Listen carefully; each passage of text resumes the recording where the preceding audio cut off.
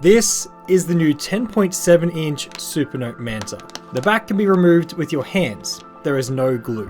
They include the screwdriver needed for the user replaceable battery and motherboard. Plus, there's a micro SD card slot so you can decide how much extra storage you need at any time. The pen doesn't require charging ever, and the tip is a unique ceramic nib which they say never requires replacing. You can also buy just the digital cartridge to modify your favorite pens. This way it feels as familiar to writing on paper as possible. And instead of flicking through pages to find where you wrote something, you can simply structure via headings, index via keywords, and connect documents via links. Or if you're really lost, just type in the global search to find exactly where you wrote something. Connect a Bluetooth keyboard to edit Word documents like a typewriter, or open up the only third-party app, Kindle, to read books. There's no social media apps, no notifications, and no distractions. G'day, I'm Cam, and every time I make a Supernote video, I see comments saying that an iPad can do more. Yes, they can, but the Supernote has never tried to replace an iPad. It's not a media machine, like it's an e-paper display. Could you imagine watching a video on this? Like, it's an absolutely horrible experience. There's also no camera. There's no web search. Like, you can click a link in a PDF, which is useful for reference, but the address bar is locked, so you can't get lost in a rabbit hole of random information. It has been designed from the ground up to be a distraction-free device. It empowers creativity over consumption. Whilst I purchased my first Supernote, the A6X, in May of 2022, Ryder, the company that makes the Supernote, sent me the upgraded A6X2, known as the Nomad, when it launched in December of 2023. A year later, they've now released an upgrade to their larger model, the A5X2, known as the Manta. Bro, that's huge. Whilst I was sent the Manta for review, there was no cash payment, Ryder has no say in this video, and they will see it when you do. I will be pointing out the flaws and trade-offs of the Manta versus the Nomad, whilst covering how I use it daily and what the standout features are compared to the competition, to help you decide if one of these is for you. Okay, how do I actually use this device? Well, the hand gestures have to be the standout feature. Like, I haven't seen anything else like it. If I'm writing and make a mistake, which happens often, I can simply swipe up on the left bar to undo and swipe down to redo. If I hold two fingers on the left bar, I can delete a selection, or I can simply use the eraser to erase a section. Holding two fingers on the screen will allow me to circle a part of what I've drawn, to cut and paste, scale, rotate, and move. And this right here is really all I need. Just being able to rearrange a list is kind of like having sticky notes on steroids. I can just get the ideas out of my head. I've actually been copying into different notebooks and pasting on different layers to create the graphics for my upcoming 3D print guide. You can find the link in the description below. Now, it does take a bit to get used to the pressure, like to hold your fingers down with, but afterwards, like, it just becomes second nature. So much so, I actually was like writing on a paper notebook the other day, and I like just tapped two fingers on paper. And I was like, what am I doing? This is like the physical world. And you can also tweak some settings if you prefer different gesture options. But what's cool is that you can match the page style templates to the style of paper you prefer. It's also worth checking out forums and Etsy for other page templates if the included planners aren't your style. This level of customization lets you change any page in a notebook to be the exact style that you want. However, one thing I noticed is that the stock to-do checkboxes are slightly covered on the Manta when the toolbar is on the left.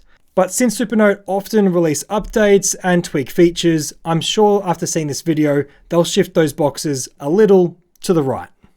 And brings us to the standout of the Supernote. It's an Android eInk tablet, but it's so heavily skinned and optimized, you wouldn't know it. They call it Chauvet, which is their own flavor of the operating system. If you swipe down on the right-hand bar, it brings up the menu.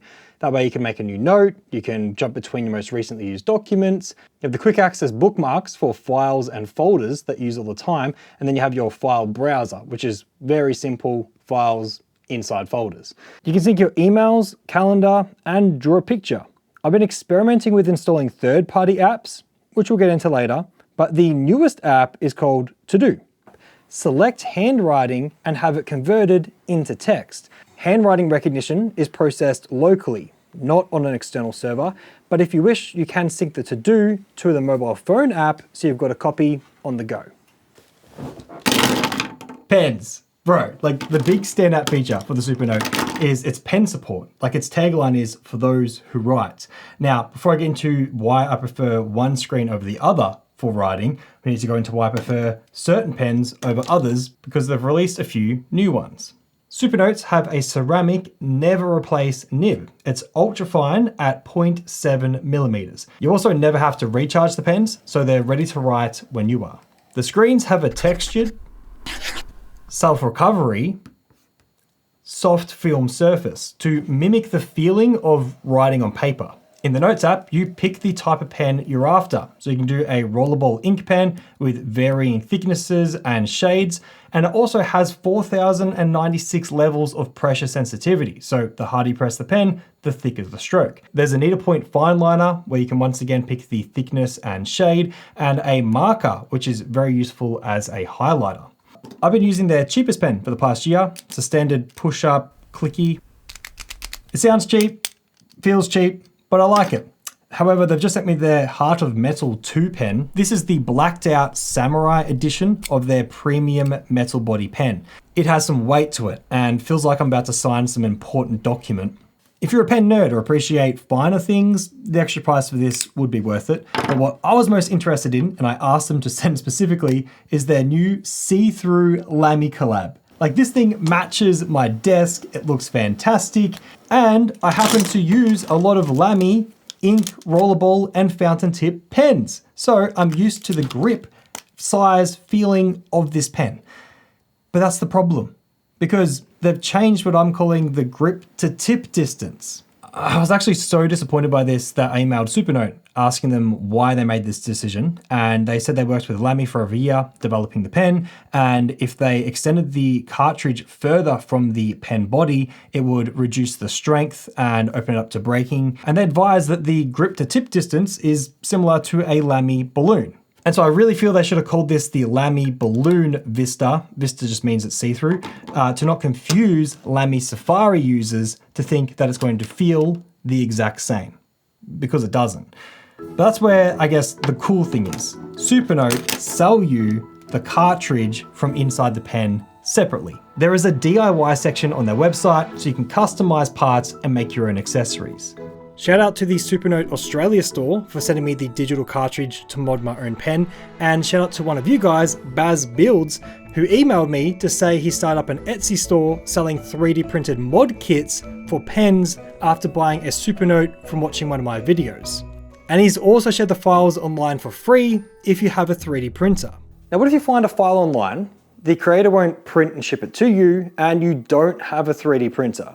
We could use today's sponsor, PCBWay.com, where you simply upload a file, select the material, color, and quality for an instant quote to be manufactured and shipped to you. On top of a custom PCB, you can get parts CNC'd as well as other advanced manufacturing methods. Big thank you to PCBWay for sponsoring today's video.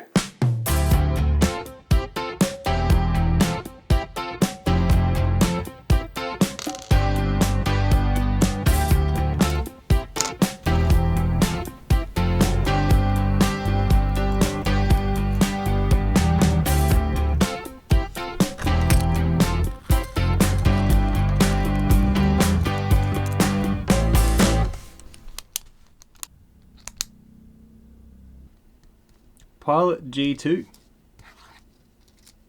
And it even has like the little springy bit because it's got the Supernote cartridge, and then you got the click spring for retracting. That's so crazy, man. That was a normal ink pen like a second ago. No accounts are required to set up the Supernote. You actually don't need internet. System updates can be done via USB key, and files can be transferred via the USB port or a local Wi-Fi network. This ensures the data on this stays yours. It doesn't go off somewhere else to train something else. It's kind of like paper. Now, the storage built in is 32 gigabytes, but you can expand it yourself at any stage with a micro SD card up to 2 terabytes. If you wish, you can use cloud storage. I have my Nomad set up to sync to Supernote's own cloud storage. It is free backup for the entire internal storage, no subscriptions. If, however, you want to use a different subscription cloud service, you can. There is Dropbox, Google Drive, and OneDrive. I have the Manta set up to sync to my OneDrive, and I get much faster speeds. Now, it's important to note that it doesn't sync your entire OneDrive. They actually just make a folder. And so whatever you put into that folder on your computer or phone will go down to the Supernote, and the Supernote will also sync back to it. And something that I've grown to love is that to sync files, you swipe down from the top of the screen and manually tap the Cloud Sync button. This way, you're not wasting battery life checking for syncs throughout the day. It just does it when you want it to. The batteries are user replaceable on both units, which is fantastic. Now, how long that battery lasts is up to your usage. For me, I write probably like an hour a day on and off going between the tablet, and my Nomad I get over a week. The Manta, I've been doing a lot of testing, plugging it in. So I haven't got a 100 to 0 yet. I'll drop that in the comments below. Okay, so the Manta, bigger than the Nomad. We've got a 10.7 inch display opposed to a 7.8 inch. Both displays have the same pixel density of 300 pixels per inch, which means that the Manta has a higher resolution than the Nomad, resulting in a few extra toolbar options when docked on the side. But by being a physically larger screen, I do have to move my hand further from a far corner to change settings than I would on the Nomad. The Manta is a plastic display and the Nomad is glass. That means writing on the Manta can feel better as it's flexible under the pen tip, and it also makes it more drop resistant than the glass of the Nomad.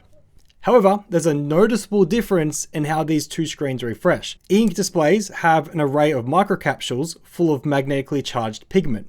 White is positively charged, black is negatively charged, and the pigments are electromagnetically pushed and pulled from the surface to create the image that you see. Think of it as a digital Etch-a-Sketch. As you draw, physical pigment moves to the surface, and depending on how far it's moved, you see a different shade of gray or black. If I select and move a line, we can see ghosting. Now, these are pigments that haven't fully moved away from the surface due to a rapid refresh. However, the ghosting on the Manta is a lot more obvious than the Nomad. Surprisingly, changing pages doesn't seem to be worse. It's much like a Kindle, and the Nomad, you just have that faint ghosting of the previous text.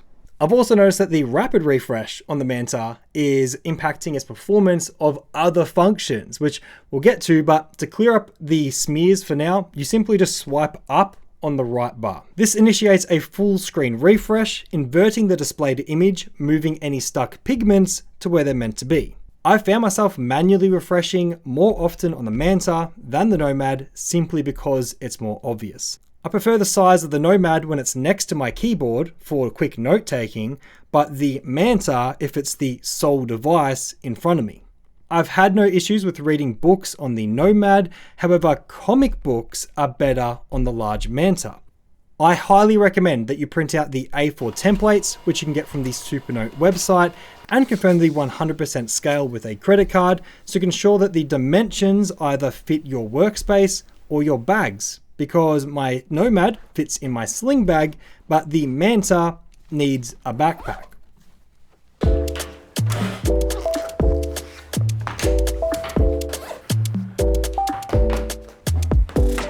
Since these screens work by reflecting light off of the black pigment in the panel, they are better for outside than a normal tablet or phone screen, which actually would consume more power when your phone is ramping up to fight the sunlight. These are just like chilling. They use no more power inside than they do when they're outside. However, since these were designed for those who write, the nib to screen distance has been reduced by not having a front light. So these don't have that air gap that you have on a traditional tablet where it looks like the pen is floating above the ink on the screen. This looks like you're actually drawing on a surface. So just like a book, the Supernote won't work in the dark, unlike a Kindle, which has a built-in front light. However, like a book, you can use a reading light. I saw this tip in a Nomad vid by Pixel Leaves. I'll link her channel below because she makes great Supernote content. Now, you most likely want to protect your Supernote, yeah? Well, interestingly, you can make your own case for the Nomad. See, the stock case is magnetized in and it wraps around to protect the back and the front. However, you can buy for like $8 just the parts needed to make your own case. I've even seen someone make a 3D printed case where they wrap fabric around it so it looks like a book. But for the Manta, they've completely changed how it works. So this one is a half folio that slides into the side and latches in place. Since it doesn't use magnets, you need to flick this little latch, which is a little bit more fiddly to remove it. But on the back, we now have 4 rubber feet. So I kind of prefer this because it stops it from sliding around or scratching the back up when you don't have the case on. But by using just half the materials, the Manta comes in at 485 on my scales, whereas the Nomad, being a lot smaller, is 402. And interestingly, the Manta name came from shaving weight. Standard thickness is 6mm, but the thinnest edge is 3.6. And by doing this around the charging point and the power button up the very top, you've got this Manta ray eye bumps. That's why they call it the Manta. And I actually really like the subtle curve on the edges because not only does it feel nice in hand if you're holding it to read, but on a desk, it's a lot easier to pick up because now you've got a raised lip. You're not trying to like scratch at it like on the Nomad. The only other difference in accessories is the pen loop. A medium and small elastic loop are included on top of the pre-installed large, and you can also make your own. Yeah, they just include a rigid strap that you can cut to size with the mounting holes pre-punched. They also include the required screwdriver, which is not a pen, don't write with it, and some spare screws and a dust plug if you don't want to use any strap. There is an issue with the elastic strap. It causes the top right foot to be lifted from the writing surface. Now, if you have the folio folded around, it reduces it a little bit, but the Lamy cap, if you leave it there, is quite a noticeable increase. Thankfully, I've already seen someone solve the Lamy problem with a 3D printable pen cap clip.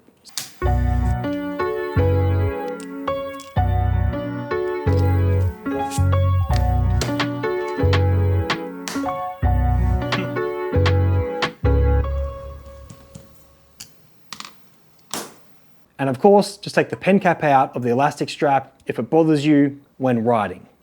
We've all been there. Folding pages, adding like thin sticky notes or just like wedging stuff to find parts in a workbook. Well, instead on the Supernote, I can simply select something that I've written and make it a heading. A screenshot of that handwriting is now added to a table of contents, so I can jump back to it at any point. If I instead select keyword, it's now converted to text. And yes, you can have the same keyword on multiple pages. It just shows you where it appears in the document. Be careful when making links, as you can link to another page in the current file, recent files, other files, or a web page, which yes, you can make a search engine. But unlike a phone or an iPad, scrolling on an eInk display isn't satisfying. So at least the web pages you go to won't be super enjoyable. Oh, and if you draw a star, it takes a screenshot of the page and adds that into like a favorite section in your table of contents. If I draw other shapes, they're not recognized and converted yet, but as I was making this review, Supernote released an update that I've been waiting for years. They are always adding new features. All right, let's test it. Draw, hold. Bro. I'm so stoked. This is sick. So when it's within 3 degrees, it's going to snap it onto a horizontal or vertical plane. Nah. They've done it.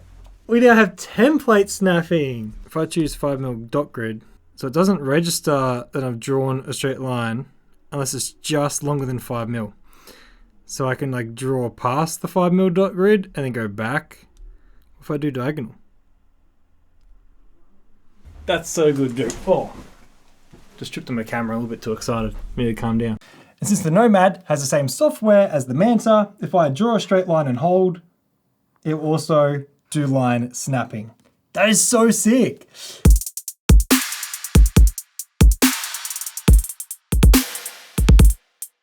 An interesting feature of the Supernote is that you can connect a Bluetooth keyboard. Now, it's not a word processor, like it's not Microsoft Word. It can read Microsoft Word documents, but it's more like a text editor. There's no comments, no track changes, not even like changing the font or the font size. It's just a text editor that can read and display the Word format.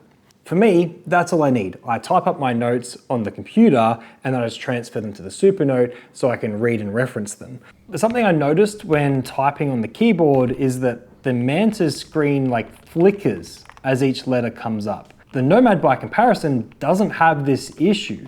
I thought maybe it was something to do with Bluetooth, so I hardwired the keyboard into the Manta and it was still doing this weird flicker with each letter. The Nomad, when typing, has a dark grey line cursor that fades off whilst it's printing the text. It then prints that dark grey cursor next to the character. The Manta, when typing, has the same dark grey cursor, but when fading it off, it ramps up to black, then does a negative of the overlapping text, then fades it down to white. Finally printing the cursor in black after the letter and fading that down to dark grey.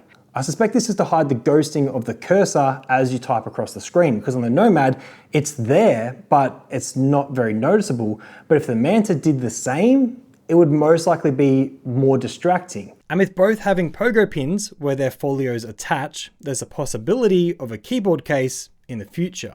And it's typing on a keyboard that blurs lines with the Supernote. In the Supernote Partner app on a computer, you can not only read your handwritten notes, but convert them to text. This saves you from typing out study or meeting notes. You can also convert text on the Supernote itself with decent accuracy, and surprisingly, it would split lists. However, if I couldn't fit a word on the end of a sentence, it would still read line by line, so that would be scrambled, understandably. But it's when you're making a new note that you can select real-time recognition and your language of handwriting, in which there is many options available. The conversion runs in the background locally to allow you to use the global search to find where you wrote something. You can share your handwriting by just sharing your screen to a PC in a meeting, or by converting the note file to a PDF or image on the Supernote itself or a computer. The main thing the computer software can't convert is the Atelier art drawing files. This gives you pencils for sketching, ink pens and markers, but this is all pixel based instead of vector, and so you can only export to a PNG image within the app on the Supernote. Now, my wife Chelsea has an Amazon Kindle and an Apple iPad. Now, she kind of reads books between the two. This one's obviously the better reading device though. However, the Supernote lives like in between the two. It supports a variety of file formats, so you can read different types of ebooks, and they include the Kindle app, which supports extra formats. But what if you're not satisfied with the built-in features, and maybe there's certain apps on an iPad that you really would want on this? Well, with great power comes great responsibility. Last year, Supernote unlocked Android app sideloading.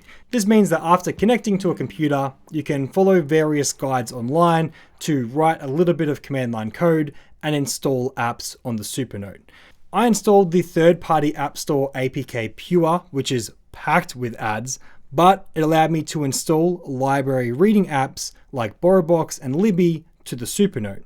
If you haven't yet, check with your local library to see if your library card works with BorrowBox and Libby, because these apps allow you to borrow and read ebooks for free. Dude, Chelsea literally just bought this. Granted, it's a baking book, so you kind of probably want a physical copy, but she just bought that. They also have a variety of magazines, which, yes, you don't need to pay for to read, but they also have audiobooks, which I realized that if I paired a pair of Bluetooth headphones, I can listen to audiobooks through these apps. Dude, like, I love this added functionality. Like, I just made a video about using an old Pixel Watch as an MP3 player for Spotify because I wanted something distraction-free to just play music. And something like this is like opening up some of those possibilities. And when you install your own apps, it opens a world of considerations for performance, because the Manta has a quad-core 1.8 GHz processor and 4 GB of RAM. Plenty for the built-in functions that it's intended to do, but if you load it up with random apps, well, then it may start to slow down. But that raises an interesting question. Why would Supernote say that the motherboard is upgradable, not just replaceable? Are they planning to release a more powerful processor in 2, 3, 4 years' time to ensure that these tablets can continue to run more apps, do more features? This brings us to the brand itself. RADA, the company that owns and makes Supernote, are an independent, privately owned company. They have slow development. They don't release something until it's ready so it can last as long as possible. This was meant to come out this time last year. There's been a bit of a community uproar about the delays and the lack of communication during that delay process. But at the end of the day, RADA released it when it was ready. They're also transparent with a feature roadmap on a public Trello board, where as a user, you can comment your needs and suggestions and see upcoming beta features. And they are always fixing things. Like, I filmed a segment for a video complaining that the swipes on the bars were becoming unresponsive on my Nomad. And as I was editing that video, they pushed out an update to fix it. What about the competition? Well, pen and paper is still the cheapest. I use it for taking measurements down into a pocketbook to take to the store. And I tend to have a goals journal that I like in physical analog form. But for digital, there's a variety of e-notebook competitors. You've most likely heard of the Repairable tablet. It's the most popular in this category. It has a front line, which increases the nib to screen distance, and that nib also wears down, so you have to buy new ones from them to keep writing. They lock features behind subscriptions, and although they give you free cloud storage, they'll delete those files after 50 days of inactivity. Although they have a color screen option, this reduces the contrast of black and white. You also can't conduct repairs yourself easily, but at least they are restrictive in what you can do, so it still is a great focus tool. If you need something cheaper, look into the Kobo Libra tablet, and if you want distractions, look into Books, as they have an Android app store. Just beware, I've seen reviews for multiple of their models saying that the screens break easily. Don't expect any sales. Like, Supernote just don't do them, yeah? They don't like Black Friday. They actively say on the website that they believe in providing ongoing support is more valuable than one-time discounts. Sales just encourage irrational purchases, which then you have to return, which takes up their time and wastes their resources because now they've got like a refurbished unit to get rid of. No, if you want it, you buy it. As for the prices, the Nomad is $299 US. The Manta is $459 US. Now that doesn't include any of the accessories, so I'll put on screen the prices for the folio cases, as well as the basic pen, the metal pen, the Lamy collaboration pen. You can get the Lamy in a combo right now, special set, with the Crystal Edition, which is the see-through back. I love it for the Nomad. And just remember, you're paying a premium for a repairable device with 2 years of warranty. I was doing like one finger each. But if you don't care about distractions, then grab an iPad, a media machine full of distractions, or one of the other tablets. I think for me, the question is, and this sounds like a bit of a marketing term, but what is the cost of your productivity or your attention?